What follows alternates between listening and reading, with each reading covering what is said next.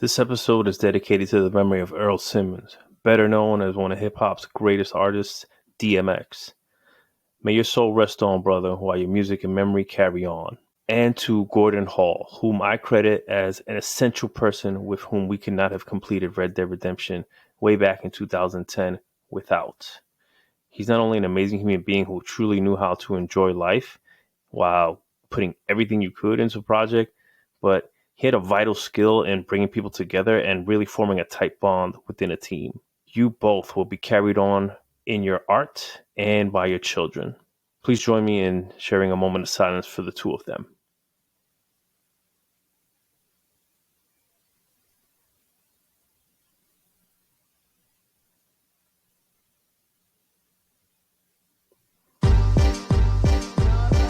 On episode 6 of Out of Play Area, we go in on what it takes to build scalable open world game systems as we sit and chat with the electrifying Nicholas Zippmann, a senior systems designer at Sony's Bend Studio in Oregon. Nick's a fellow Full Sail University alum whom I not only shared a classroom with, but a quad as we shipped Red Dead Redemption and the hit DLC Undead Nightmare while we worked together at Rockstar San Diego. We talk about how he got hooked onto games, a little bit about working at Guerrilla on Horizon Zero Dawn, and how games like Days Gone benefit from the new console architecture, making both players' lives and devs' lives that much better. Please welcome from Chicago, keeping cool in the Pacific Northwest in Oregon, Nick Zippmann. Let's start the show. Bienvenue, welcome to the Out of Play Area podcast, a show by video game devs for game devs, where the guests open up one-on-one about their journey, their experiences, their views, and their ideas. No ads, no bullshit. Join us as we venture far out of the play area with your host, seasoned game designer, John Diaz. I have a work laptop and I have a home laptop, and I'm using those. And then all day I'm standing up at my desk working. It looks like you stand up too. I got one of those remote control joints. It's IKEA, but it gets the job done. I had some extra money they gave us for working from home, so I spent that on a desk, but it wasn't like anything crazy, but it was like better than IKEA, but it goes up and down. Yeah. That's the move. And that's a good investment, to be fair. Invest in your home office because that's your moneymaker, and make sure that you can last and have some longevity, right? Where you're not just cramped over caveman style, then you can't move. I've been standing up the whole time I've been working from home, actually. I haven't even sat once. Oh, you know what the next move is, I was like, work out while you're doing it. bro. Gotta get yourself a walking pad, little treadmill under the desk. I want to get an omnidirectional, like Ready Player One treadmill. Yeah. Yo, they have those. Facebook has definitely targeted my ass with that shit. Yeah, the one that you can use for VR. Yeah. You got a VR set up? I used to have a home one, but then the Oculus Quest came out, and I really liked the Quest, and I wanted to play Moss on there too. So I like the Quest for the experience of just really easy pick up and go.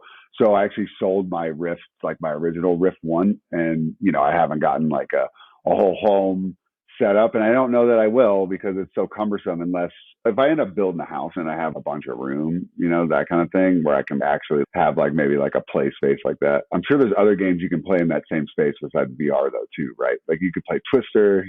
I'm saying you could have games with kids. My girlfriend has a kid, so you could have kids games in that area too. I'm just trying to justify it. What I'm saying? Justify this whole space for VR because really now all we do is just use the Quest here and there.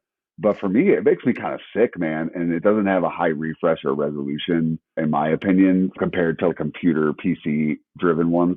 So it's a little hard for me, man. And with glasses, it's tough. Yeah. How do you rock with all the headsets on top of your glasses? Do any of them fit you comfortably? Yeah, a lot of them do, but the Quest has a different piece you can put on it for glasses. But I never put it on there because it was mostly like my girlfriend's kid and us using it. She wears glasses too, but she's little, so I didn't want to make it even further away from the head, But also, I wear contacts now. Ever since COVID, man, I started wearing contacts sometimes because of the mask. It fogs up your glasses. So I actually got contacts for the first time because of COVID.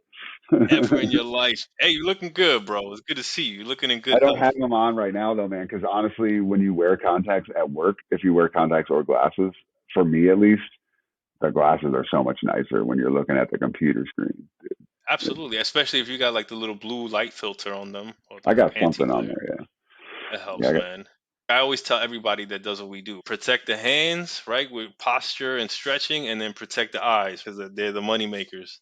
Drinking tea. What you drinking? You drinking tea? Oh, in that nice, sweet first party Sony Bend mug. Mm. Yo, Yeah, isn't it? Yeah. No, this you could buy these on the store, bro. Yeah. okay. You want to you want a link to the store? I can't give you a discount, You but know what I want? I want a PlayStation 5 hookup, man. Get mm. me a PlayStation 5 hookup. I think it would be safe for me to say and fair for me to say, even recorded on a podcast, that I could probably get you one once we have them in the employee store, because we're allowed to get a certain number a year. So basically allowed to get them for friends and family, but however many a year they give us a quota. It's like really low, like one or two. You know what I mean? Uh-huh. But we have no idea what that's going to be with PlayStation. They ain't just going to have a free for all in the employee store when gamers can't get them. You know what I mean? Like, Yo, but like yeah. when we worked at Rockstar, and Uh-huh. I'm pretty sure you were there when we got the next gen consoles. I don't know, but I remember working at Rockstar, and when the PlayStation 4 was coming out and the Xbone was coming out, the Xbox One, we had a sweet hookup through Take Oh, you Two guys that, did? yeah, that it was just like, hey, we can get you consoles direct, and we just would just take it out of your paycheck. You never even feel it. And I was like, oh yeah, yeah, hook it up. So That's I really was able to cool. cancel all my pre-orders. I think at the time I was strapped for cash, so I definitely like had to flip a couple pre-orders. But I'm surprised we don't have something like that for us on the inside, man. Well, it's been different at Sony. I don't know how it was for PS4 because I wasn't there, but it was really cool for PS5 because we all got hooked up. But that was something I'd never really seen, where it was just like a gift, which was pretty cool. So that was dope. As far as the other thing, it is what you're talking about, but they don't just take it out of our check. It's like we have an employee store just like anybody else, and there's things for varying prices. Sometimes they go up, sometimes they go down. It's not always like the dopest hookup ever. But the coolest Sure. part I think about working at Sony, say PlayStation, is you're also part of Sony. So like you can actually go look at like their headphones and their speakers and their cameras, and that's kind of cool. Oh, You're not getting every selection of everything, but they have stuff on there, and you could be like, oh man, there's a camera lens on here. I'm into cameras. Like maybe I want this one, and be cheaper. that's a Yeah, worthwhile perk then. Yeah, say what you want, but like they know how to do consumer electronics, like their television, their music yeah, their TVs devices. are great. Yeah, Hell the yeah, TVs all have some right. crazy color options because sometimes they'll have them for our Christmas parties, little raffles, and some kid got one, and then he sold me his old one, which he had gotten from somebody. It was just like if you work at Sony, there's just like Sony stuff floating around everywhere, right? Like Yeah. TVs. Now they got that drone. Have you seen that drone they're coming out with? Sony's got a drone? Nah, I It's haven't got seen some that. insane camera on it. I don't even know much about it, but I don't know much about drones at all. But it just looked crazy, and it was kind of cool to see Sony have a little entry in the drone business. Do you know what would you do with a drone? There's a few devices I have in my like wish list of, hey, if I got some extra disposable money that I get back from investing in GameStop, I'll buy probably a drone and probably like a 3D printer. And I You think all I invested would in do, GameStop? Nice, dude. some people convinced me, man. I came in kind of at the midpoint. Right now I'm Oh, down, so oh I'm yeah, just gonna hold. I'm gonna hold, see what happens. yeah, man. GameStop. That's all an interesting conundrum. I think for drones, what I would do. This sounds so boring, but I'd use it to do establishing shots for whatever documentary or movie that I'm eventually going to make. Me and you, we're on the same wavelength. I want that aerial view. I want it to come in smooth, right on the Yeah, gimbal. yeah. Hell yeah. Hell yeah. And it would be kind of cool if you could get one of them tracking ones and do some third person like car shots and stuff. Get some like Michael Bay esque car chase going on with it. Not really, but you know what I'm saying? Do it all legal and fair, but get I'm something with you. cool going on where it's following a car. I think if it could follow a car, I'd be psyched. Yeah, I haven't been sold on the whole tracking past with quick movement. You know what I'm saying? Like, I'm with you. I want to be Yeah. able to get in. I want to be able to walk out my crib, get in my car, pull out, and it's watching me the whole time. You know what I'm saying? And then I fade into like a day in the life, kind of Yeah, that'd be shit. kind of cool, man. It would be kind of cool as long as you're telling it to watch you. But if it's just watching you all quiet and you don't even know, like somebody put it on you, track John Diaz, that'd be some crazy stuff right Yeah, there. like some enemy of the state shit. I've definitely had some drones fly around the neighborhood and be like, Where "What the you hell is live, yeah. that?" You live in I the got like city. a little roof deck kind of thing. I be doing What? my. Seattle is. I don't know if you've been here. It's been a while, bro. But like I've been Seattle's once, yeah. It's like tearing all the regular homes down and building up. So like skinny and up. So one townhome, 3 floors, you got a roof deck, and that's how they kind of distribute the square footage. That's cool. Um, so I like so that. some people dig it. I like the townhome setup. I like to I'd get have into that kind of townhome. verticality. Yeah. Yeah. Living out here in Bend, I'm more like, give me a ranch because we got a little more room, you know? Hell yeah. And my thing is like, oh, it's kind of dope when you don't have to go upstairs. They're just going all on the same. Flat. Yeah, it'd be nice to have a basement though, but it's all rocky here, so they don't build basements. So it definitely ain't that Midwest feel, and it's definitely not the city feel. It's more like the farm, the sort of like Colorado mountain farm feel. You know, Colorado, man. yeah, Colorado is one of the few places I would move to in the yeah. middle. You know what I'm saying? I Like lived there I for a like bit. being by the water, but if I go inland, it'd be to Colorado. I like the vibe out there. I think we're better off out here by the water, though. To be honest, we can get to the ocean real easy. It's nice. How far are you from the ocean, like driving? Oh, 4 hours. We just went. You know, I told you over the weekend we just went to go look at the ocean, basically. That's all we did, and like pick up some equipment. Seaside? Yeah, seaside. Pick up some equipment from a friend who was holding my girlfriend's snowboards. And so, yeah, it was like pretty cool to just see the ocean, but it was real rainy and you couldn't even get down there because the surf was all up, Mud way up. stuff. So it was like, yeah, it was cool though. And I didn't expect to be swimming in the winter anyway. So I It's was cold. good. That Pacific Ocean's cold, man, no matter what time of year it is, and especially up north. Yo, bro, remind me again, what you sipping on? Oh, I got some green tea, some green chai tea actually. Oh, I'm a Yeah. fan of chai. I'm a fan of chai. And this is pretty good. It ain't like, you know how people are all fancy with tea nowadays. It's whatever the generic store bought crap is. Somebody got me onto it, man. I want to credit probably Rob Pearsall, and I had some other dudes that got me onto the whole loose leaf tea game. Got me Yeah, I going to should get into David's that. tea. I should get into that. I've gotten into the whiskey game, and I wish I had some whiskey right now. Where's it at? Trying some nicer stuff. Man, it's COVID, and honestly, truth be told, that stuff's just gone. You know, I had like a whole bar stocked around the end of summer, and then all through the up to winter, and now, man, it's been a lot of drinks had in the Zippmann household. Holidays. I know a few people that are doing like dry February, going 28 days dry or whatnot. I've never been that big of a drinker, so for Yeah, me, I would agree.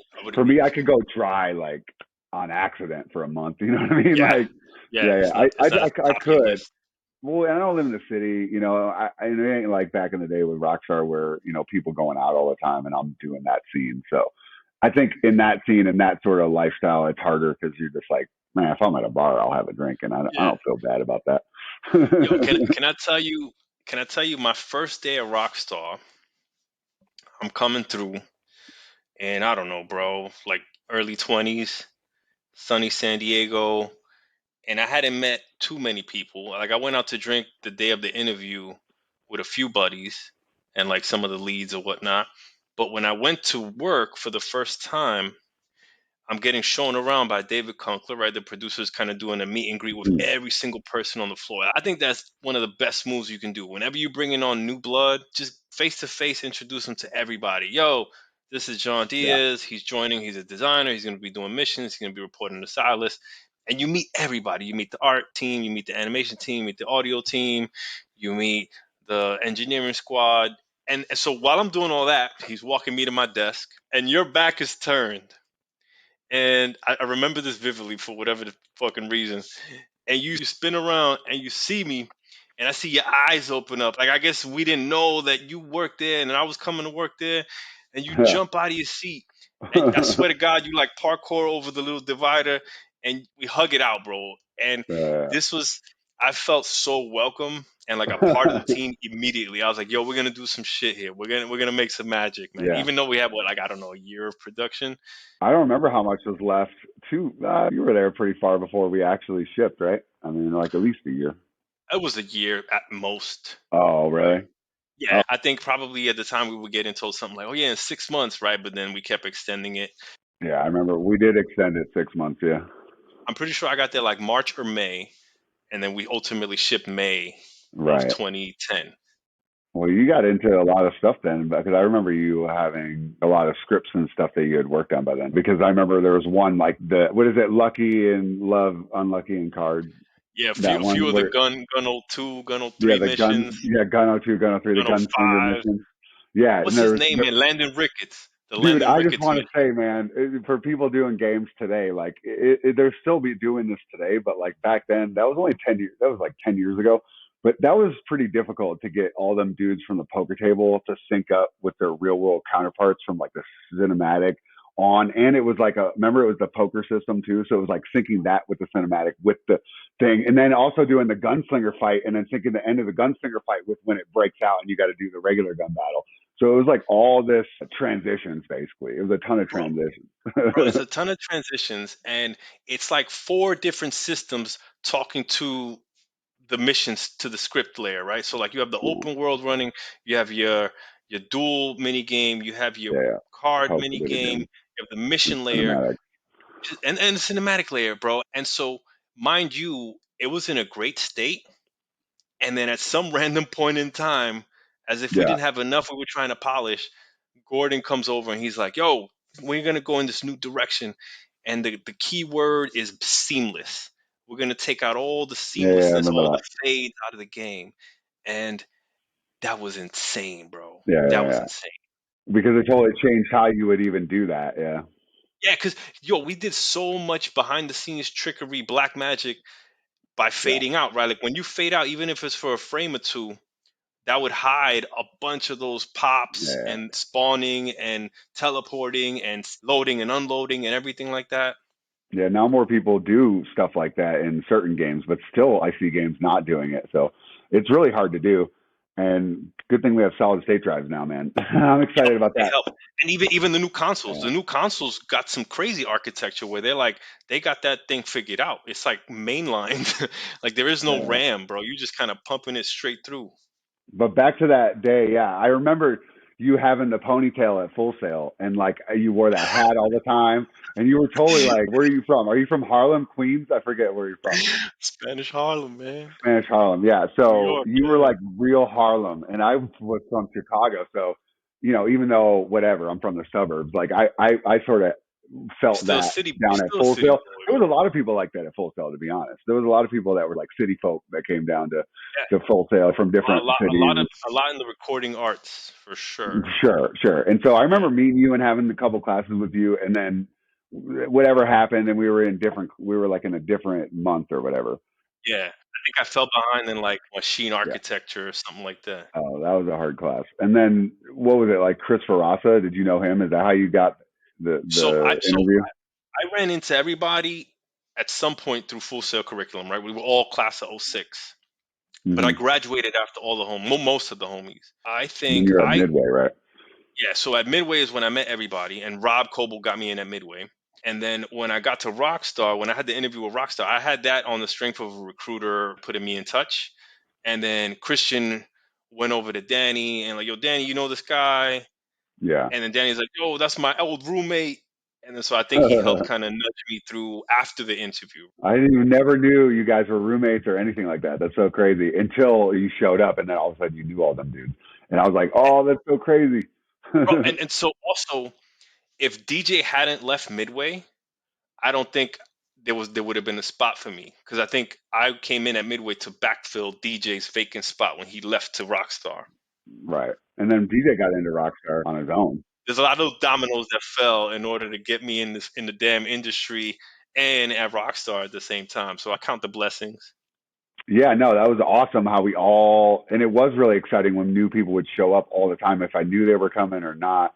That was a really like our heyday where we had a dozen people, and then it turned out people from the Midnight Club team that came over to work on Red Dead were like also like Barasa were also from Full Sail, and I knew Barasa and I never knew Bula, but then I got to know him and Jay Nobler, and that's just crazy how we all were in the same Parody, group. Parody Yeah. and DJ were tight always, Yeah, I right? knew those guys. I knew Parody since like the first day of class, And DJ since Josh, the first day of class. Josh was Josh Hamrick, I knew since the first day of class, but he never worked at Rockstar. He worked at that's true. Midway with you guys. Yeah, Yeah. man. He interviewed at Rockstar once though. But Yeah, yeah. I thought he got the Yeah. job, but he didn't take it or whatnot. Oh yeah, he was wanting to go to Bungie, and then he went there. So. And he's now at Probably Monsters. They're doing something crazy out here in Seattle. Yeah, I heard about that. I actually know a guy who recently started working there, like an animator friend of mine. It's interesting, their So little he must be model. working with him. Yeah, we all know each other somehow through like 2 degrees of separation. Basically, there's only like 1 or 2 degrees of separation. Yeah, Everybody, it's which good is kind of time. cool, as long as people don't think you're a dick. That's my motto, bro. Don't be a Don't be dick. a And whenever I dick. say my bad, the bad is an acronym for being a dick. You know, No, that's nice. I never thought about it that way, but that's funny. I know a lot, but I know there's so much I don't know, bro. And so now, thank you for coming on to my little up and coming grassroots podcast. I'm glad you're here. I want to take advantage and fill the gaps of what I don't know, right? Like, how'd you get into games? Because I know your mind. I know your systemic, analytical, machine optimizing mind. And it just seems like a natural fit. But I'm curious how, when you knew that your gaming was a thing, or programming is my thing, or Full Sail is a thing, right? Like, I'm curious just to step through that. Sure. The abridged version would be early on. My dad worked a lot with these old computers called Combi scopes, and they're basically like the old version of how you would do things like Photoshop. So it was this big old computer that took up like the size of this room that I'm in right now with my living room and everything. It had the little target mouse where you could basically like crosshair over the picture that you would have taped to the board where like, so imagine your mouse pad is the actual picture that you're editing. Then you would Uh-huh. see that on this old school archaic screen, and you could edit pixel by pixel, and you can sort of like mask things out or do the type of stuff you would do in Photoshop to touch up a photo. And so my dad did that kind of stuff. Feel like a super powered camera, basically. It is kind of like that, yes, because the mouse thing, right? The mouse thing like would actually take whatever the visual of what was on the picture and put it up there, or they would actually have it somehow on data. Once they had it up there, they would scan the whole thing, and then they would just match up. So it'd be like you'd match up the corner of where your mouse play space is with the corner of where the picture would be. Does that Do me make a sense? favor, spell it out for me. I just Yeah. want to Google an image of this thing. It's COMBI, Combi Computer or scope? scope. Combi scope. Scope, Combi scope. That might be one component of it or the whole thing. But my dad learned how to fix computers in the Marines, and so and in radars and things. And so he learned how to fix these big computers, and then he eventually learned how to operate them. And he was doing like photo editing. So anyway, that makes the story longer. But the idea is that those are the precursor to like the Mac. And so when the Mac first came out and you could do photo editing on it and it had CD-ROMs, that was like replacing all this crazy archaic stuff my dad did. And I was learning on all that. So you see, now you can Yeah, see, you yeah, looked it up. it looks like Yeah, it looks yeah. like Breaking Bad lab size kind of thing, man. Like, holy. Right.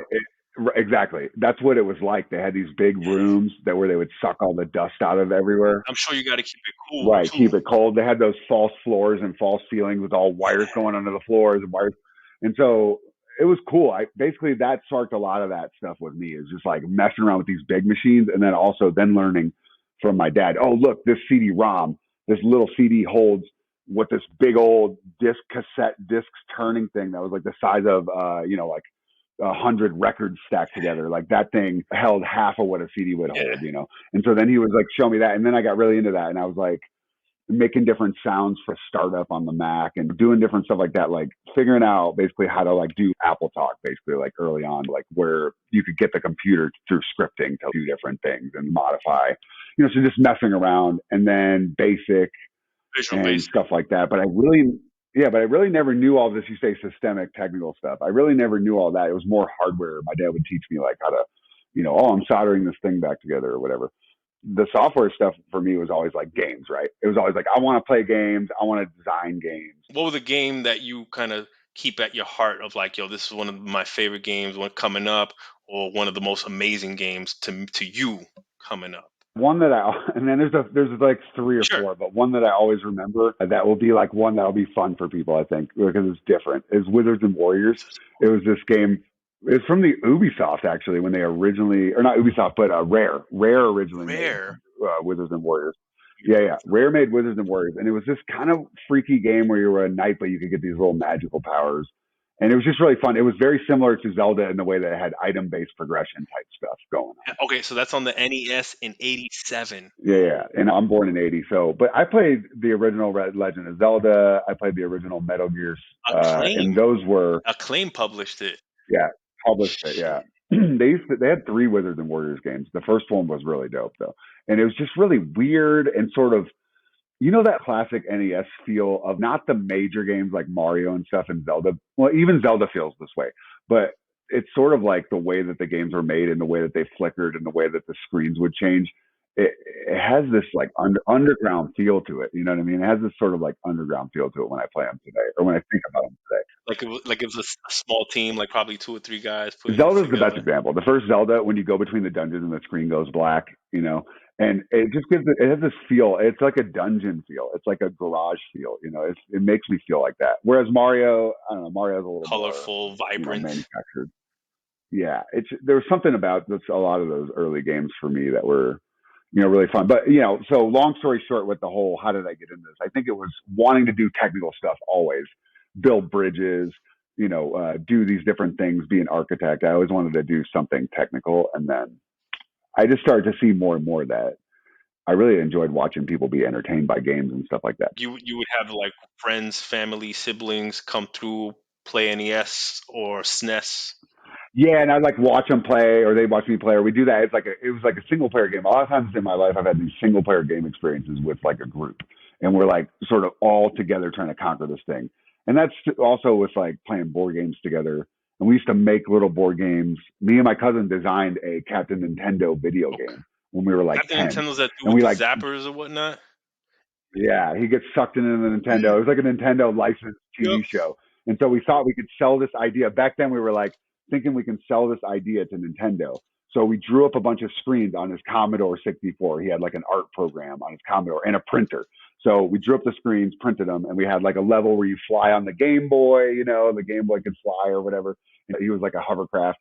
And then we had a level where you're just Captain Nintendo and you're fighting with a zapper.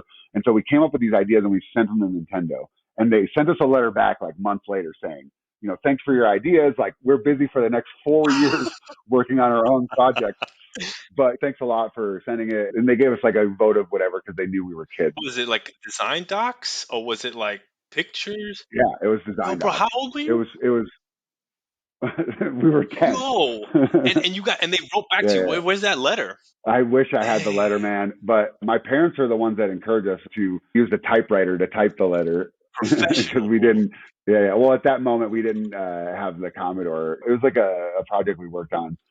You'd spend the night with your cousins for the Yep. weekend. It was like something we worked on for like a few weekends or Damn. something, and it wasn't anything big. You had the game team collaboration thing down from 10 years old already, man. You were natural for this, for what you do. Well, my cousin's always been a really gifted artist, so he was really a proponent behind that. And then, yeah, me with like sort of the structure of it, like, oh, we have to have levels. Each level has to have a theme, and so I would always keep us. And it's funny because later in life, me and him got to work together when I was doing freelance, doing some web design and logo design, and we sort of worked together in that same way where. Like I would talk to the client and I would have a good idea of what they want, kind of like the client's the player, and then I would sort of like convey that to him, and he would make a bunch of mock-ups, and then we would like hone it down from there and go through that iteration process, similar to like you do with an artist. Yeah, design. That's the same design artist pipeline. So I've always wanted these guys to work on games with me. Him, my brother, they're artists, so that would be really cool. I'm surprised you haven't started your own thing. I like to work on a team, though. I'm with you. You could start your own team, and I did some stuff like that with freelance. I did a VR game in 2015 for a trade show. This company hired us to do it just for their trade shows. And so it wasn't like released on any platform, but we did it for the Rift DV, like the Dev Kit 2, Okay. and then we eventually did it for the CV1. So like we made it so it would work on the CV1 because anything that worked on the Dev Kit, it pretty easily worked on the CV1 after it was released, and you just updated Unity. You built it on Unity? Yeah. So we built this little spaceship game that was like Star Fox on a spline, and then you look and you sort of tell yourself where to go to deviate from that spline, and then you would pick up gems, and it was called Awards Aviator. It was just, it was a very like manufactured cookie cutter, like what you wouldn't want to do as a game designer, but I was doing it for this company that was a marketing company. They wanted to have something to show to basically attract people to their booth. Their thing had nothing to do with VR. So it was just this fun thing I did, but we got paid, and me and a couple friends, one of them, I don't know. No, you never met. Maybe at my 30th birthday party you did. John Rogers. He went to Full Sail with us. So he worked on it with me. He did some of the coding and the interface coding. And then I did design. And then this other guy did a lot of level design. that I worked with when I was in Europe. But I did do my own thing in that way. But yeah, like my own game and like release my own sort of thing. That would be really dope. You kind of manage your own Yeah. team in that regard. You had a budget, you recruited some people. You're like, yo, here's a target. Let's get it out. We got a deadline. Boom, ship it, get paid. That was a milestone for me to do that, even in a small way like that. So that was really cool. It was like somebody paid me money to make a game that I came up with. That was pretty dope. So I've never had to go out and get money or make a pitch. I'm curious how you Right. approach, hey, I got an idea, or did they hit you up like, yo, we're looking for this type of thing. You know anybody? And then like, how do you quote that? I'm just curious, like, how does it come So to you? How do you seize it? And then how do you price it out? the way I came about this was like my hustle basically. And I'm not like always on the hustle, but during this time I was because I was freelancing. So I was really on the hustle and I was like, I learned web development on like Udacity or something. I learned some stuff about web development so I could do some web pages and get some money for that. And then I actually interviewed after doing like one or two websites and I had under my belt. I interviewed with a company to be like an on staff web developer. Like this is like after Yeah, bro, Rockstar, you already after got like the Volition. biggest games under your belt. Is that just because you just like tired of Well, working for people? You're like, yo, I'm gonna go out do my own thing, be freelance. it was more. I worked at Volition. I had the chance to finish working there on Horizon with them, but I Guerrilla. instead just let my Guerrilla. I instead just let my contract end because I really wanted to be back home. I just had some reasons why I wanted to be back in the Midwest, and so then that's why I worked freelance. Is because I was sort of like stuck in the Midwest, but I wasn't. I wanted to be there, but I just was like, all right, I'm going to try to make this work. There's a few companies in the Midwest. I worked at Volition. That wasn't for me, so That was close to your hometown, right? Where's home? Home compared to where Volition is. in Chicago, and then my brother and my dad and stuff live in St. Louis, and then Volition's in Champaign, Illinois, which is like in between the two. So Champaign was actually like the sweet spot for me to work. I was there and I bought a home there, but things just didn't work out there. So that's when I went to Guerrilla for a bit, and then I was like, I could stay in Europe, but I'm not going to. I'm just tragically American, and I just wanted to be in America. That's really what it was. Man, I think you're in the best place you can be, man. I loved Europe. I thought you would love Europe, man. The few times I visited out there, I was like, yo, Nick is in heaven. Nick is in Amsterdam. Nick is where he needs to Not be. just visiting, but living there because you get the bike. And then once you get a bike and you're riding your bike around the city all the time, you may have this in Seattle, but we don't really have this in Bend. Things are a little farther apart, you know. But like my whole world in Amsterdam was in like a 10 block radius.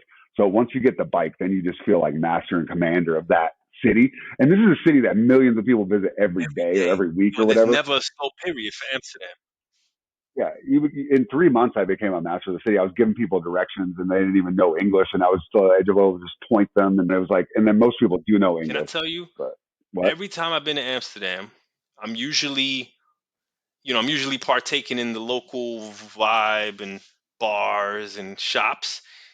I get lost so stupidly every single time, bro. I'm turned around those I'm fucking canals. I, gonna tell you all right now, what's up? dude. I got you. Okay, so there's Amsterdam Station Yep. where you come in, the train station. So that's at the northernmost part of Amsterdam, right? So act like you're walking out of Amsterdam Uh-huh. Station. So you're basically facing south, right? So to your left is the medieval Yes. district, and that's like the small belt of canals and stuff. That just goes north to south. So if you go just left of the train station as you come out, you'll hit the top of the medieval, and you can follow that all the way down to Dam Central, which will take you right to the middle of Amsterdam. Now on the other side is the canal belt that curves Yes. around from the train station all the way around Dam Central to the bottom where like Guerrilla used to be, where Rembrandt Yep. Yep. Square is at the very That's a bottom great of it all. landmark. So like that, so if you're walking and the canals are curving to the left, then you know you're going to the bottom of Amsterdam. If you're walking and the canals are going to the right, then you know you're going back to the My station man. because they only curve one way, right? So if they're to your left, you're going to the southernmost point of city central. If they're curving to the right, you're going to the northernmost point, which is where the station is. So if you're all going out to the bars, curve to the left. Calling back home, curve Man, to the I right. love it. I love it. Yeah, I can remember that next time, man. I think that's gold. How is Gorilla? I think you went at an interesting time, right? Because I guess you were on what was going to be Horizon at some point. Oh yeah, well we were working on Horizon, and when I was there, it was when they were sort of, really coming into their own of what it was going to be in a lot of ways. The story, the open Because they world. went from Killzone, like linear first person shooter style, to this massive open world scope. And I guess you came on board, be like, yo, I know how we got down on Red Dead. I could bring something to help you kind of this. What it was actually trying to help. Well, it was just a lot of tech design stuff and just putting out fires and helping. And that was what I would have done, or if I would have just stayed there instead of coming back. But a big part of what I was able to impart, from that experience, something that hopefully I left as a gift was just this idea of sort of make the world feel full. Turns out though, with populating ambient events and things, turns out though, if you play Horizon, you'll realize that the robots actually make the world feel really full and the ecology and stuff. So they don't really have a need for a lot of ambient events. And I'd like to see more in their next game, and that'd be awesome. But you notice if you play Horizon, they don't really need them because it's not like Red Dead where you're on the desert and you need someone to flag you down. And so that was a lot of what we were trying to figure out, and what I was helping them figure out is like, what's the balance to throw there? And there was definitely a lot of experimentation that went on. We see in the final product, I think, is what's best, because the robots, like I said, seem to fill the environment really well. So a lot of what you're doing is just hunting as Aloy and just making it around the world as Aloy without dying in the initial parts. It feels very survival, right? Like you're hunting and gathering. It was. They weren't forgiving. You could walk into a situation that was way above your level, right? And that's kind of cool. It was balanced in that way, It was the Sabertooths and then the Thunderjaws. And I remember the first time I took down that damn T-Rex, man, I felt like I had beat the final boss on some other game, man. And I was so hyped. And it was like, I don't know, 6-7 hours in, and I had barely scratched the map. But the sense of accomplishment, man, I was like, this is awesome. And then to find out, like, sometimes I got to fight 2 or 3, I'm like, holy shit. It really gives you like an organic feel for it all. And I think they did a good mix of that and the stuff that we've seen in the open world games we've worked on, where you come into a town and they have a first time event, or you come into a region, they have a first time event or an ending event for that region that unlocks the next one. It's like they did a good job of just having population. Yeah. Like in Red Dead, you couldn't just have population, right? And maybe in the second one, they have more population. But like in the first one, when we were working on it, it was like population wasn't enough. We needed to like have manipulated, scripted stuff that would be balanced and make the experience fun, but not too fun. And I think you can do that with the scripting and the sort of monitoring of where you put events and where they come, or you could do it with the map and with how you unlock it and how you open it up, or item-based stuff like in Breath of the Wild, or even in Horizon. There's certain things, like you said, like you couldn't really kill this guy, so you couldn't really go there yet. I really like that. You don't feel that as much in these like human-based like Red Dead, because everybody can be shot in the head. I call them the realistic open world. Yeah, realistic, right? It's like everybody can be shot in the head, so therefore you have to create these other ways to make the nuance and the fun there. But in a sort of more classic type of game, I guess I would call it, where there's monsters, you can have these areas that are out leveled, and then you can mix that with some of this fun story stuff that they're doing in games like Red Dead or something. And I think Horizon has a great mix of that, like old school RPG. Like you have to learn, like you said, and you feel accomplished. And it doesn't feel as hand-holdy as some of these things. Yeah, you're right. It definitely does. There's a heck of a balance there. If From Software games are kind of on one end of like, good luck, figure it out.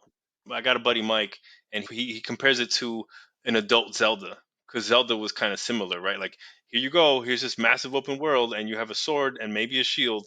Figure it out. Like, figure out how to get to one dungeon or whatever. Yeah, and Breath of the Wild did that too good too. I mean, they kind of brought back that spirit, I think, with Breath of the Wild in some regards. Bro, I don't know anybody that has anything bad to say about that game, right? It came out at this wonderful time on this console that like everybody was just like, yo, what do I do with this console? And really turned the open world formula on its head with they called it like chemistry engine or whatever, right? Like just their basic elements all playing with each other systemically, right? Well, here's what I think though, is I think with Horizon and with that game, it's almost like when open world people or when people make an open world game and they haven't done it before, but they're using the fundamentals and mechanics, and even something like Zelda where they're going back to the original open world game and pulling from that, like Zelda 1, right? Yeah. It's like they're making something better almost because they don't know what not to do. They don't know the rules, right? Yeah, they don't know the rules that we made up in these like Volition, Rockstar games. It's not a level, it's a mission, right? And then you have this world and you have like full of events. Yeah, right. Even Ubisoft. Yeah, and it's fine. I think because you're doing this realistic world and you can do all these things, fly a helicopter, drive a car, it makes it so it's this sandbox of, obviously, that's what they call it that, but it's just like this sandbox of things that you can do. But I really like the approach that other people are taking. They can't all be Grand Theft Auto or Grand Theft Horse. So that's really cool to see Horizon and then Breath of the Wild right there. And then now there's just even like something like Cyberpunk, where I think that's like old school RPG, really harsh failure. You can die really easily, die really quickly. But like Zelda, like Horizon, you have a lot of save points. Yeah. So it's almost like not like you said, From Software is that really harsh punishing, and then this is more like the mass market, but it's not the mass market. There's just different levels of it, right? You have your Red Dead and Uncharted and all that, where it's just like really wanting to show you the cinematic feat that they're trying to show you in this animation feat and this graphical feat, and also this really cool story and really fun gameplay. And then you have another level down where you're doing these complex RPGs with, you know, different skill trees and different weapon crafting and all sorts of crafting. And then you go all the way down to something where I don't play, like something like Demon's Souls, because I'm just like so horrible at it. So no, I got to play those. I got to try them again, because I know if I really paid attention, you could figure it out. could kill some of them bosses. Yeah, definitely. You were touching on being a tech designer over at Guerrilla and talking about how, it's all about support, putting on fires. As I talk to other designers and tech designers about the craft, that's what we try to identify. Depending on where you go, every studio kind of identifies them differently. And we have tech designers that are like designers plus plus or scripters. And then you have tech designers that live in tool building or workflow or sit closely with engineers or whatever. I'm curious, in your experience at Guerrilla or Volition or Rockstar, it seems like all those places have a different version of a tech designer. I wonder what your preferred version of that is, right? What did you enjoy the most? Sure. I currently don't work as a tech designer. I'm a senior staff system designer, but the main reason for that was when I came on Days Gone. When I first came to the project, I found out I was going to be doing Unreal 4, and I'd done a lot of Unity and a lot of proprietary, but I hadn't done Unreal. Ever? So I didn't see myself. That was your first time in Unreal? Well, in school and stuff, and making levels, doing mods. Oh. Yeah, and that was 2 and 3. So I hadn't used it. So I've learned a lot since I've been here. I didn't know that. I'm curious to pick your brain, like how you like it, because I feel like I would say people love Unreal 4. Especially if they come from the older ones. I'm very interested on your perspective, right? Not to divert. Oh, you know what? Diaz, I'll tell you right now my perspective is the engine don't matter, baby, because I just drive, dude. Soundbite. No. Soundbite. No. Unreal is really cool, but I actually had to start switching my left click to my right click and my right click to my left click because my finger was starting to hurt from all that click and drag from the node-based blueprint scripting. I was more used to being on keyboard all the time up until that point. Scripting. C# and Unity. Even at Rockstar. And so Rockstar, we were all text-based scripting. Even at Rockstar, even at Volition, even at Guerrilla, everywhere. So Guerrilla, like Lua, Guerrilla right? has They're all about Lua. a bunch of different stuff.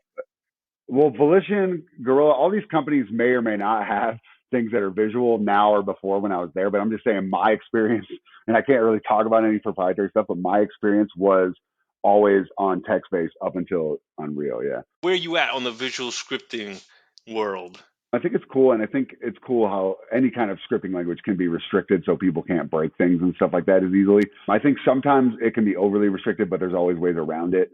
And sometimes, like I said, just with the clicking, that's my main complaint, man, is just the clicking, dude. But no, it can look really cool and really pretty, but I feel like I can make text code look a lot more like beautiful and artistic as a thing, I always said the ideal workflow is that you can just if you copy your whole graph and you paste it into a notepad file, that it's like XML or something text-based that you can like tweak precisely, right? Control F, Control V, and then paste whatever, it back and then paste it back in. Yeah. So you have kind of the best of both worlds. And okay, that works really good, but just a little pro tip on that. If you have like references and stuff, and then you pull them out and you're putting them back in, right?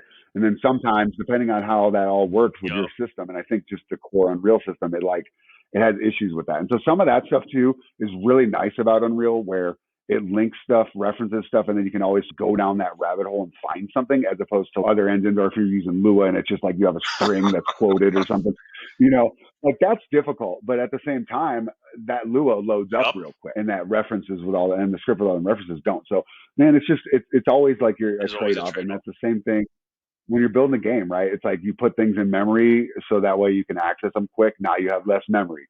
You process things on the fly so that way you don't use as much memory. Now you got less processing power. So you're just always trading off.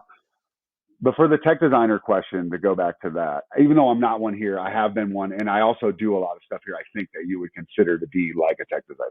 So I think tech designers should do mainly help designers. That would be the simplest and dumbest way to say it. And however that manifests itself, I think generally it manifests itself through being a really great scripter who creates examples, templates, and then maybe even script nodes through coding or scripting them. And then also creates like tutorials and examples for how to use these things. Those are like a big thing, like what you were doing at Amazon, that kind You of ever stuff. seen those? Those are like a big thing. What? Yeah, I watched a few of them, dude. But it's just like I'm not using Lumberyard. When I'm all in Unreal, dude. So it's like, but I want to be one of these guys who will go and mess around with this engine, mess around that one, make a Pong game in every engine. But I just haven't done that. But I think by the time I'm 80, bro, I'm gonna have a lot of fun with making my own little projects. You know what I'm saying? Because that's the one thing I always thought was we work really hard, we put all our energy into these big games. But man, I'm gonna be able to make games till I die. I'm with you. So and I'm not going to always work for somebody until I die. So I'm going to have all this time and then all my free time to like sort of mess around. So maybe I'll get back to them Lumberyard tutorials. I hope to God they're not still around, man. Those things ain't gonna age well. But like, I think I saw some video or podcast with Brenda Romero, and she was talking about how like, yeah, when she retires, quote unquote, she's still gonna keep making games, right? It's just she's gonna do it for herself, Yeah. not for money. I rock with you 1 billion%, man. Like even when I'm not doing this Yeah. for a Right. job, I'm gonna still do this for the kids or the next generation, just to dabble, right? Whatever new hardware thing is, whatever AR VR thing is going, I want to be like, oh, I wonder what it's like to try to build something for that thing.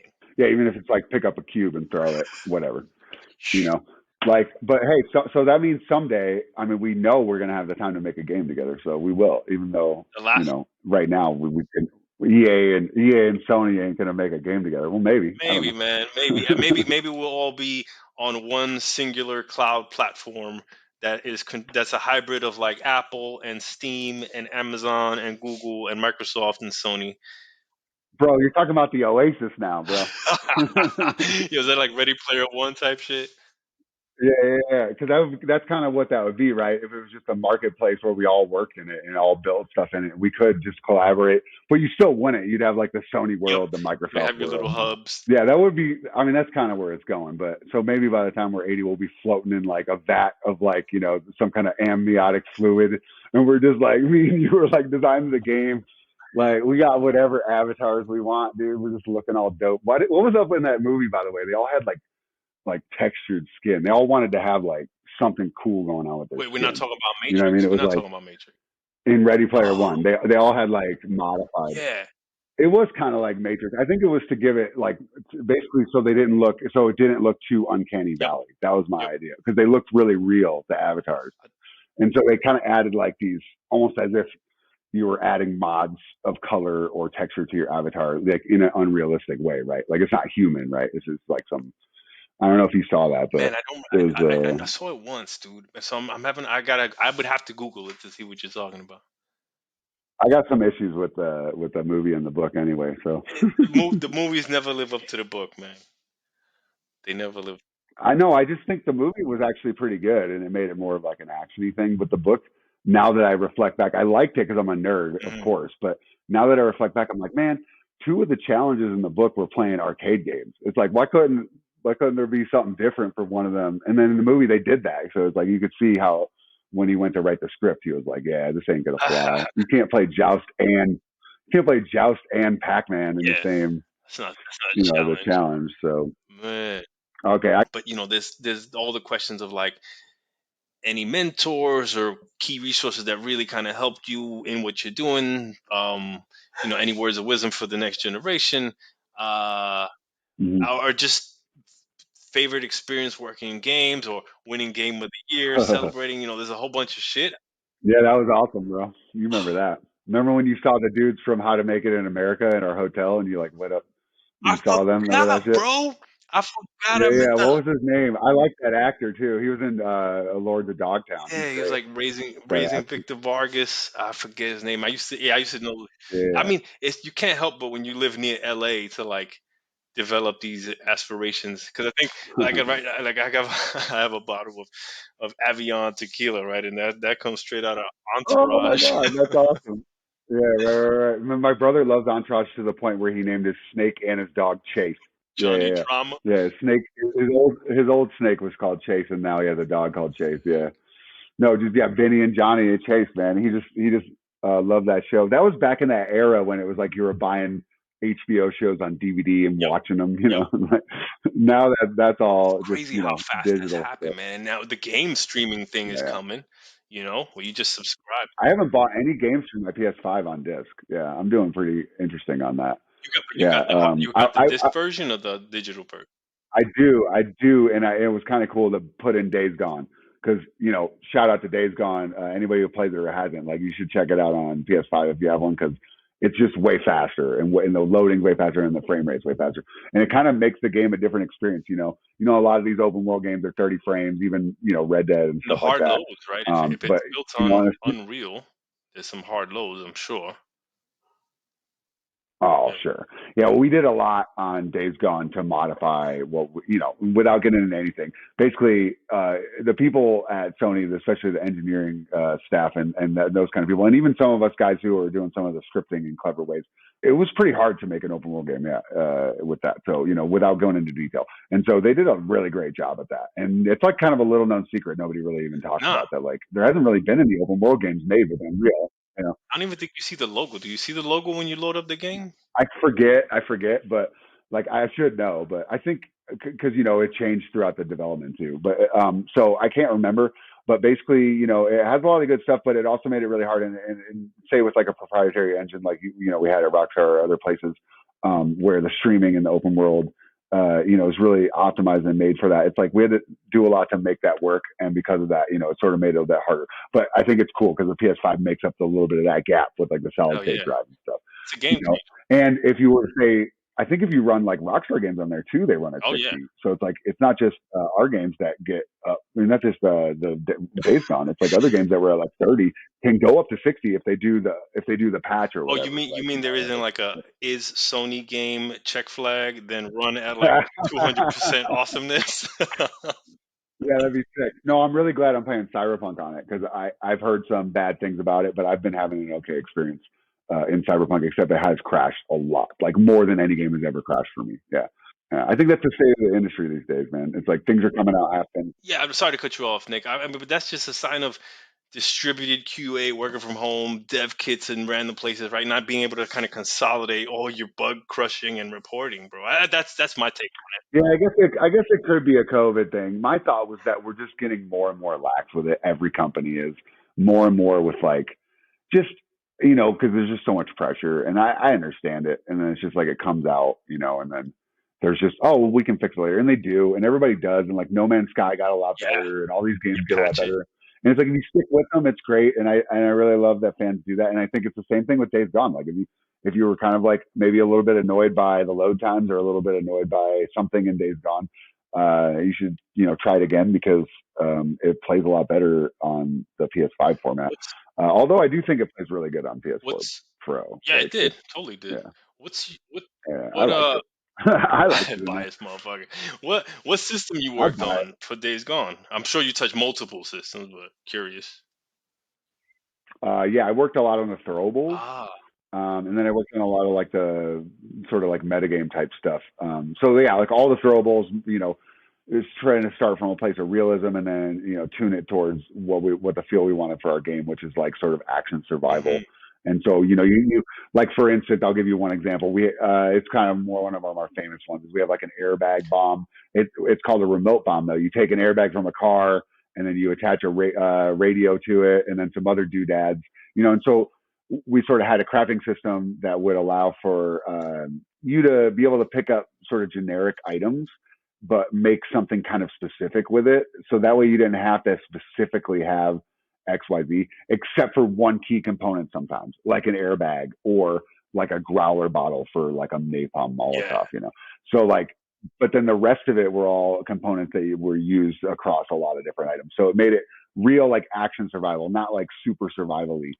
And so that's what I try to do with, for a zombie game like Days Gone and for they're freakers, but for like basically an apocalypse game with monsters, I tried to make stuff that was realistic at first, and then we found, man, these hordes are just so tough. So through a lot of people nudging me and everything, I made it sort of like more bombastic, and we did things like pressure waves coming off of the explosions, and made it seem like these homemade items were actually like super duper deadly, like sort of almost like a fertilizer bomb or something, like that you see in one of those movies where they level a building with it. I hate to talk about things like that. Hopefully that doesn't like make people cringe, images of that kind of stuff. But I just mean like, that sort of like homemade feel, but very devastating. You know what I mean? Like a good example is like Mythbusters. Like when they go, Mythbusters, when they go out to like Alameda and they go blow stuff up and it shakes, the pressure wave shakes the camera. And so we were trying to create some of that kind of stuff. And it all comes out really subtle when you mix it with this horrible apocalyptic world with hordes after you. But I think it sort of fits and matches. And so a lot of what I did there, I'm really proud of. And then a lot of the other stuff I did was more metagame, like basically doing like contextual loading tips. So like if you blow yourself up with a mine, it will explain to you that, the mines beep or something before they blow up. And that's your chance to roll out of the way. That's a made up one. But, we had almost 200 different things that you would, contextually Behind do. the scenes, is that kind of running off some type of like in-depth event system, kind of tagging everything that's happening and checking those tags to be like, oh, this thing in this setup, therefore give him this tooltip kind of thing? Sort of, yeah. I mean, I basically did it like, kind of how I did other things that you saw me do Yeah, at that's what Rockstar. Like it's bringing back. remember the fail target thing or Yup. whatever, where it's like you could register people to be fail Can I targets. tell you Yeah, that was a mega system that you just blessed the whole mission design team with, to be like, yo, by the way, every which way you could fail a mission, just passing the flag, bro. I got it all enummed yeah. out. And that was one of the things that kind of showed me that you were operating on a different level deep in the Rockstar system, bro. I felt really proud of You that should. shit. It was really hard to work on. But nowadays you find more stuff like that and more designers coming out of all these colleges like Champlain College, Full Sail. They're all coming up with these crazy cool solutions like that in Unreal and different engines. So we had cool stuff like that for sure. But this was sort of like that. This is sort of like that though. You just would register the thing to be related to a certain, without getting too detailed, but it's just related to a certain characteristic about melee range, whatever, falling, riding your bike. And then all those things could be contextualized and set up for any number of, tips for those things and stuff like that. And then it had a memory. So, it obviously remembers the ones that have been used from all the categories, and it will go through them all until it exhausts everything. So like, you don't see the same tip twice, that kind of stuff.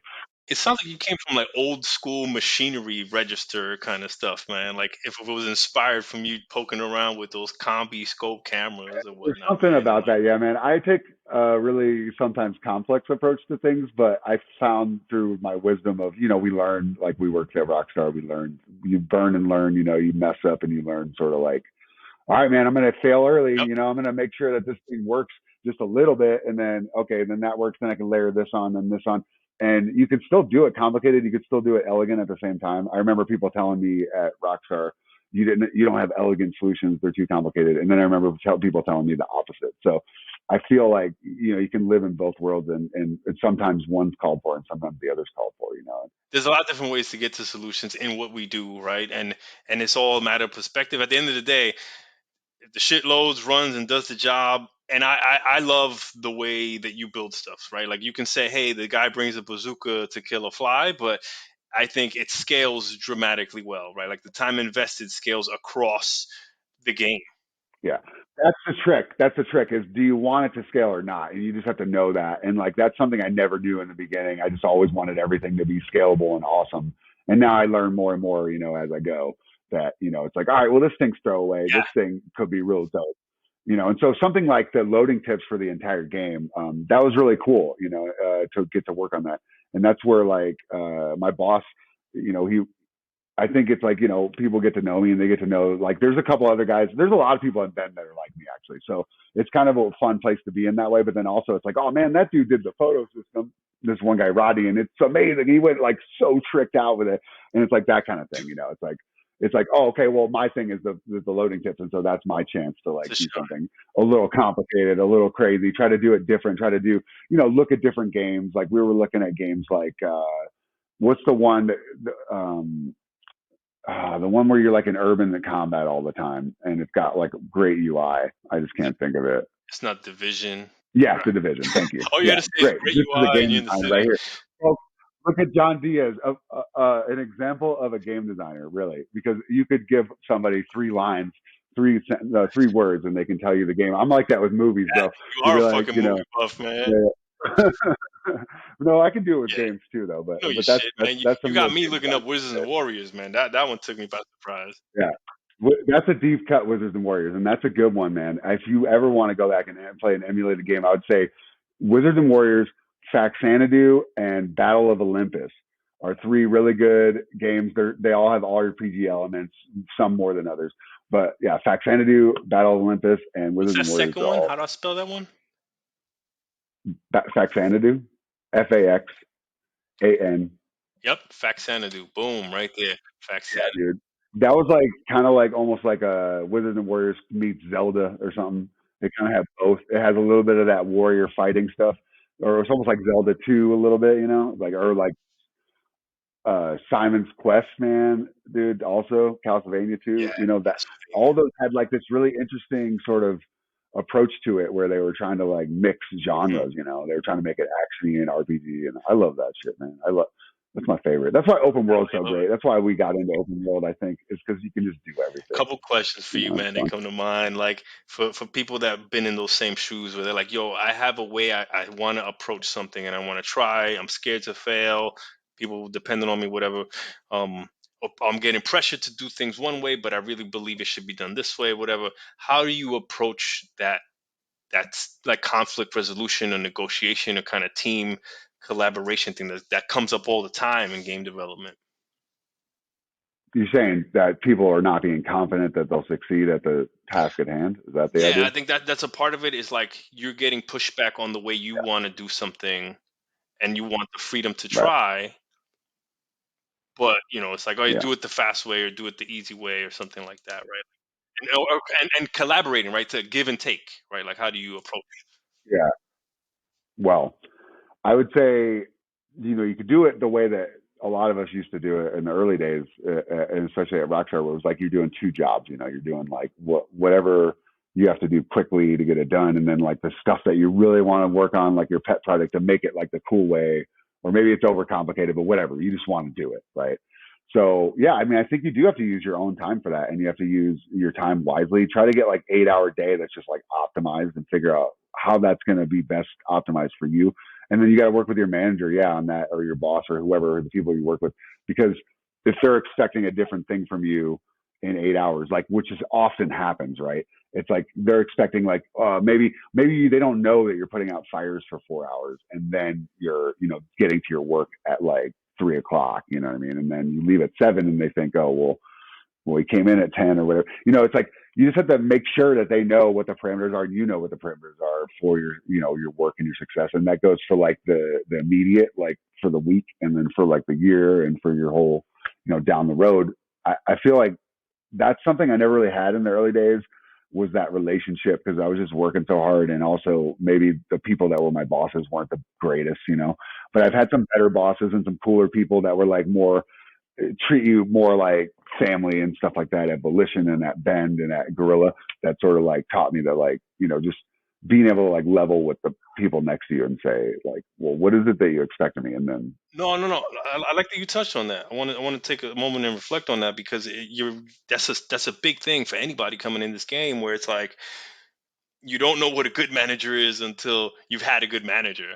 And I ran into yeah, the sure. same thing, and I was like, holy cow, a manager that I can approach and tell them, yo, my workload, let's assess it, help me set goals for like, yo, if you want to get to senior, you want to get to advanced, or you want to move to another thing, how are we going to get there? Okay, let's lay out a roadmap for you. Let's help you develop. Let's do what keeps you excited. And I've definitely had the other end of the spectrum where it's just like, hey, I need you to do this job by any means necessary, and if you don't do the job, I'm going to shit on you or whatever. But like having somebody that has your back and plays kind of Captain America with the shield for you, right? Whenever the heat is coming, to be like, no, we agreed that he's going to do this thing, and if we need a shift, Right. we're going to communicate about that, right? Just that back and forth transparency.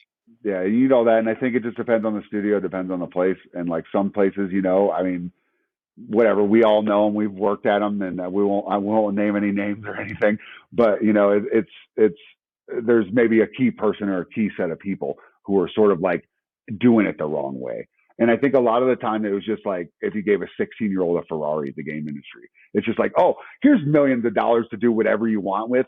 And like, you guys don't have any management training. You guys haven't been to crucial conversations. You guys don't know any of this stuff, but let's just make you in charge, and that's just sort of happened in some I feel cases. you. Like Yeah. let's not put the blame on certain people. I think it's a systemic thing where it's like, yo, the people Yeah, you're gonna right. put in charge of other people, get them the right tools and training. You have to be people who are good with people. Yeah. Yeah, bro. Not just like the most Yeah. experienced guy or the guy that's been there the longest, right? Like, We got a lot of that here. We got a lot of that here, and there's a lot of that at Sony, and a lot of the people that are like that. And Volition had a bit of that, a good bit of that too, and Guerrilla as well. Well, Guerrilla's a little bit different. Europe's a little bit different. That's yeah, a whole other yeah, story yeah, we yeah. can talk about. I think the way the game industry is in Europe is really cool and interesting, and there's a lot of like key differences. Whether it's the way job titles are, the way pay is, the way projects are done, I think it's all interesting and cool. And then obviously Japan has a crazy Japan system. too. Yeah, Montreal has a crazy yeah. system, right? Like it all kind of comes from Ubisoft. Oh, right. I don't even know about that. We're gonna have to talk about that some other time. Yeah, we got to chop it up on Montreal. We should do the different regions. Yeah, the different regions of game development. That'd be interesting. Yeah.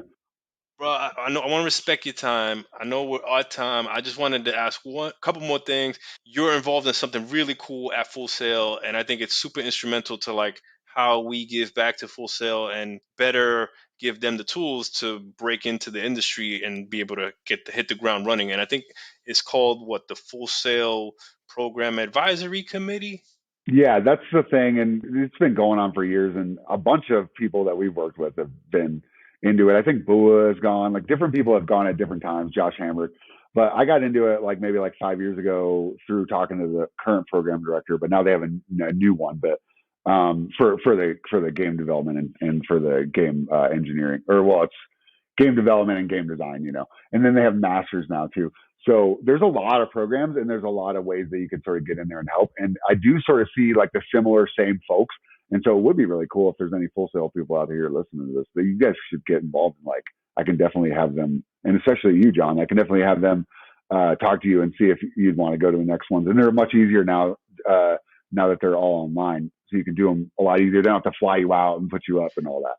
So like, and I hope they keep doing that. So they might do like on campus eventually again, but I hope they keep doing these program advisories. They're doing them even more frequently. And basically what it is we get to look at like, all the macro stuff for the school. So like the facilities everybody uses, the library, the different things. And when you're on campus, you can look at sort of like the VR, the MR, like all that, their little fabrication labs where they can make all their little, things for Arduino and all that, and all the wearable computing. You can look at all that stuff. And then you can also look at like all the courses and all the curriculums for the degree that you're helping out with, whether that's game development like we did, which is, mostly engineering, or game design where there's design, or the masters where it's more like game production. And then they also have like a user experience lab where they can test all these eye things. tracking and all that So shit. there's a bunch of stuff. There's a kids program you can get involved in. There's a bunch of stuff you can get involved in at Full Sail, and it's really fun and it's really rewarding. And I've even done things with them, and I'm sure some of the other guys from our class have done this, where you're there and people who are coming to the school maybe are there, and you can answer questions for them. And so you could do anything from just being like a body who's like telling your experience to like actually really getting into it and like getting into like this specific class. Like, so some of the stuff we've been doing in the design program is they have more focuses now because of some of the feedback that different people have given, where they actually do like a level design class, a system design class, and it's technical design class. No, there's ton. I mean, if you haven't seen it in a while, it's completely different. Like one of the last relics that there's programming 1 and 2 and stuff like that, and data structures. But one of the last relics of like yeah, right. One of the last relics of a cool class, though, that there's been up in the air, and different people have lost it, but the game development people and the game design people still have it, is Heroes, Archetypes, and Mythology. Yeah, and that's the one where I love Ham, bro. Yeah. I think I got that course director award. So we fought to keep that. Bro, I think I got that course director award.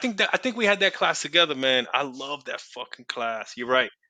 So they're still there? Class. Yeah, that's still there. Yeah, it's still there. A lot of things like have changed, and a lot of things are different, but they have a ton of cool stuff now. They do their capstone, which is like the final project, but they do it a little bit at a time as they go in different modules.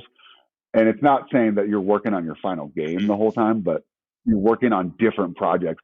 So remember how we had like structured game development? We made that 2-month game project. They kind of have That was something a like single that, man and then they project, have the right? final project. Oh, no, that was a team Okay. one. There was a single man one before that. It was structured game programming. That was the one where we did Oh, and single man. SGP Yeah, was one and was, person, and then SGD was your right, team. and 2 it was months. a 2-month All class. Yeah, they kind of restructured it. Also, you're basically getting more of an advantage towards doing things for your portfolio that will be visible. So it's pretty cool. So you're doing like those, like an SGP, SGD, they're like making that so that goes into your portfolio along with your final project, that kind of thing. It's not SGP and SGD right. anymore, Okay. but it's like a different class. I forget what it's called. They call them like Capstone 1, Capstone 2, I'd Capstone like to 3. get involved in that, man. I don't know who to reach out to, but let's talk after this. Oh yeah, I'll set you up with the right people. They love new people in there, and they love people who give feedback. And especially when you go to campus, they love it when people like will go to campus, have all the fun of being on campus and for whatever event and getting your food in your hotel, and then really filling out that form. Like really filling out all the questions they ask you about the courses that you have to basically comment, and they need comments for accreditation. So it's like this helps It them. seems like you're You know, validating the program. Like yeah, the direct feedback you give yeah. does lead to changes in the curriculum that gives you better people coming into the Yeah. industry. Right. And then there's also sometimes, you'll get asked to vet a teacher or a Hey, class curriculum. And so they'll send you like a DocuSign and be like, okay, this teacher's going to teach this class system design, which is a new class that I just vetted. And it shows the curriculum and the syllabus for system design and the person who teaches it and their entire pedigree and their CV. And then you look through all that and you say, oh yeah, this looks like this will be a good course, okay. But do And you so it's sit like, in? it's really cool. Do you sit What? in or like check out a class? No, that would be awesome. One thing that we wanted to do is like monitor sit in, be like a Yeah, fake student, but also you need to have the true. time for that. I'm sure you could if you went down to Full I Sail need and, someday. or nowadays you could do it online, but you'd really have to like True. spend the Yeah. time to Who do got the it. time for that? But that's dope, man. Yeah. So this is just like every few months you might get a couple things you do for a few hours, and that's all it is. But the cooler part I think is that when you're like sort of connected in with all that, a lot of times they'll send me people to talk to too, Mm. and so like I'm sure you've gotten this where somebody will reach out to you and be like, I have a person who's going to maybe go to college for this, or they just got out of college for this, or, Yeah, I mean, vice versa, et cetera, et cetera. that's what the show is for, man. It's an extension of being able to kind of give back to veteran people that want to see how other people do things and learn from them, as well as the next generation that's like, hey, we need more representation. We need more people from all different backgrounds. And I still have nieces, nephews, and family in New York that think that games are made by people from Japan or in Hollywood or something like that, right? So like, it's like, nah, man.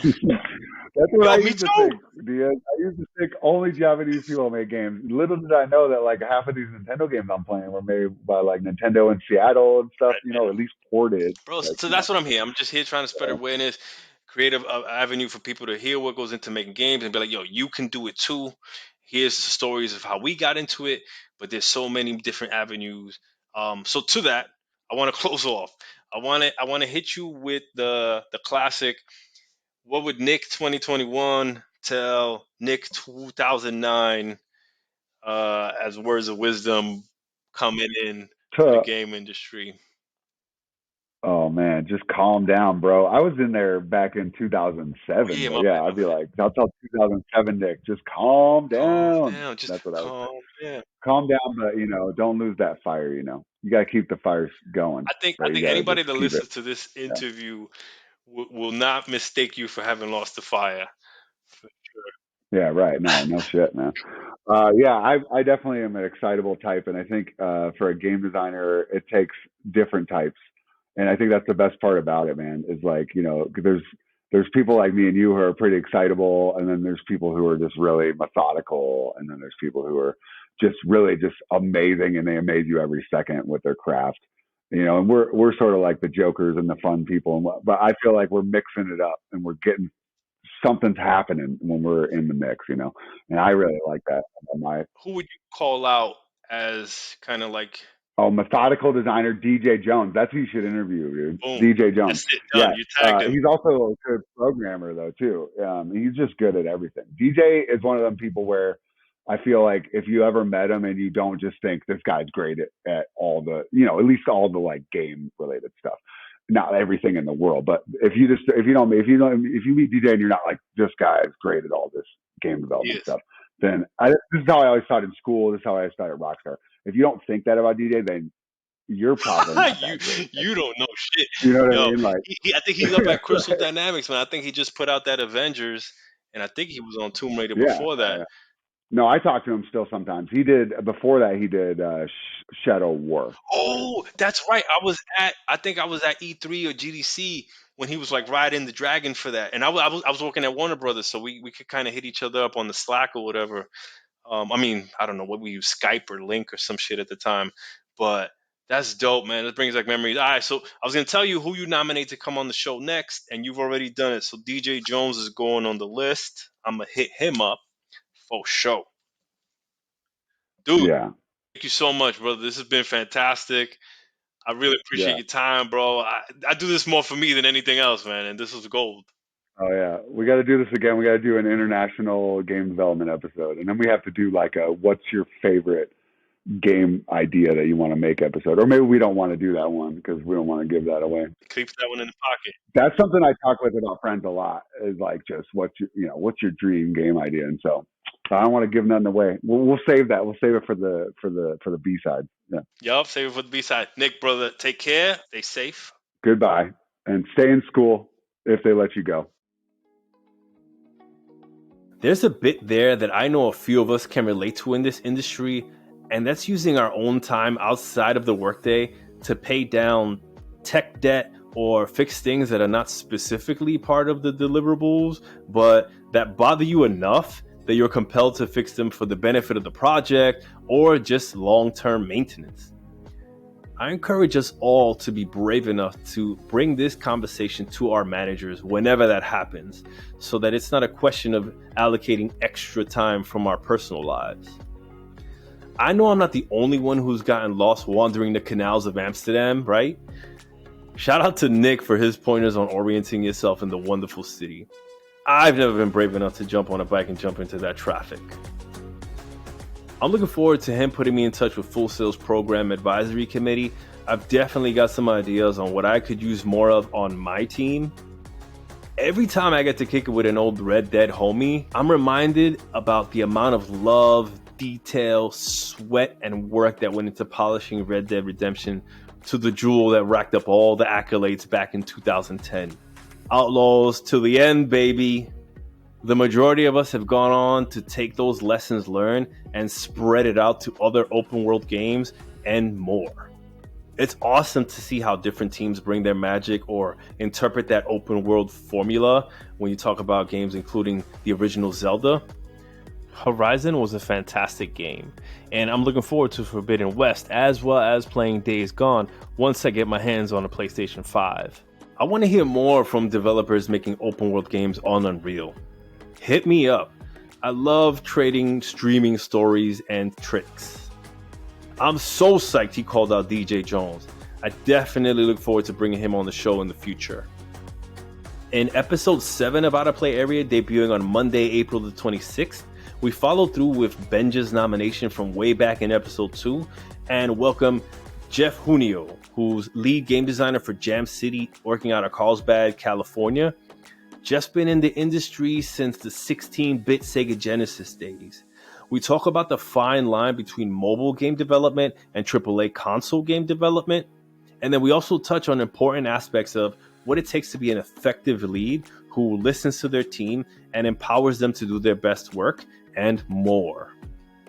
Thank you for listening. If you found it enlightening and enjoyed the show, I'd appreciate your support in following the podcast, leaving a review, or telling a fellow developer about the show.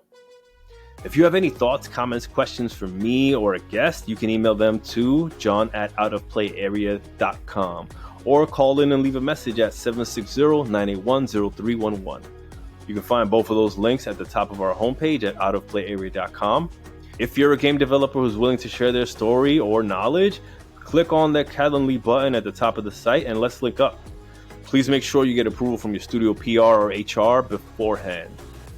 Out of Play Area releases new episodes every other Monday on all the major players, including Apple, Google, and Spotify. Make sure to subscribe and see what developer pushes Out of Play Area next time. I'm your host, John Diaz. Till next time, devs, stay strong, stay true, stay dangerous. We out.